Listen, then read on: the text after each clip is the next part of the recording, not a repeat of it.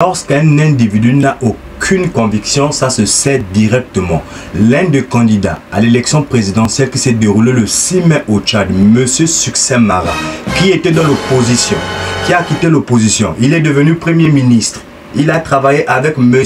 Idriss Déby.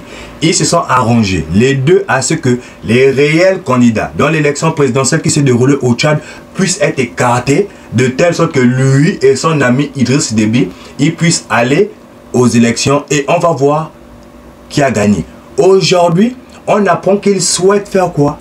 Que l'élection présidentielle puisse être annulée. Donc, il aimerait que les frères tchadiens puissent descendre dans la rue pour revendiquer, lui, sa victoire. Attends, qu'est-ce qui se passe avec nos frères tchadiens? Monsieur Succès Mara, qui était déjà dans l'opposition, qui critiquait farouchement le président Idriss Déby, il a dénué totalement toutes ses convictions pour devenir Premier ministre, en pensant que c'est lui qui allait devenir après président de la République lorsqu'il allait poser sa candidature. Malheureusement pour lui, ou bien heureusement pour lui, il pensait que aller travailler avec M. Idriss Déby devait changer la donne. Ça n'a rien du tout changé. Il se sont rendu compte lui-même qu'il est tombé dans un piège. Nous interpellons nos frères panafricains et nos frères tchadiens pour vous dire complètement: nous ne croyons pas en M. Succès Mara. Nous ne pensons même pas que les frères tchadiens doivent faire confiance ou descendre dans la rue pour ses revendications. Que lui-même, il reste avec ses revendications. S'il veut annuler l'élection présidentielle, marcher, lui et sa famille, ils font des marches.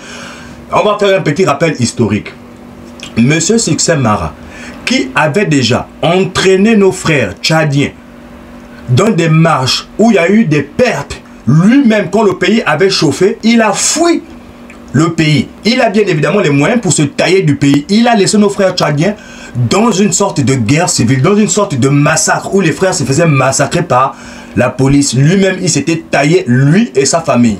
Il est revenu au pays, il s'est remis avec le personnage, c'est-à-dire le président qu'il critiquait farouchement. Ils se sont mis ensemble pour travailler. Et lui, comme il pensait être malin, pour pouvoir détourner Idriss Déby et récupérer le pouvoir, il s'est fait berner. Et aujourd'hui, il vient nous raconter qu'il souhaite que l'élection présidentielle puisse être annulée. Sérieusement. Et on va me dire qu'il y a des frères tchadiens qui vont faire des marches pour M. Succès Mara, un leader politique, qui laisse comme ça ses partisans et il se taille. Vous vous appelez ça un leader politique, les gars? Je vous prends l'exemple du Sénégal. Monsieur Ousmane Sonko et Monsieur Diomaye Faye Bassirou, qui sont le président actuellement et le premier ministre du Sénégal, ils sont allés en prison. Hein. Ils sont allés en prison lorsqu'ils ont marché avec leurs partisans. On est venu, on leur a arrêté. Ils n'ont pas décidé de fuir le pays. Ils pouvaient très bien fuir le pays.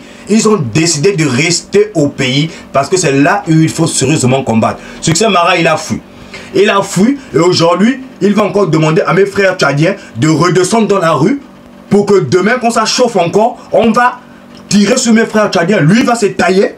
Les gars, nous sommes obligés d'interpeller les frères tchadiens, les gars. Ce n'est même pas des messages sur lesquels Big L peut demander nos frères tchadiens à descendre dans la rue pour M. Succès Mara. Un candidat ou un opposant qui a dénoué totalement toutes ces valeurs, vous pensez que nous allons appeler nos frères tchadiens parce que M. Succès Mara demande que l'élection présidentielle soit annulée? C'est totalement faux.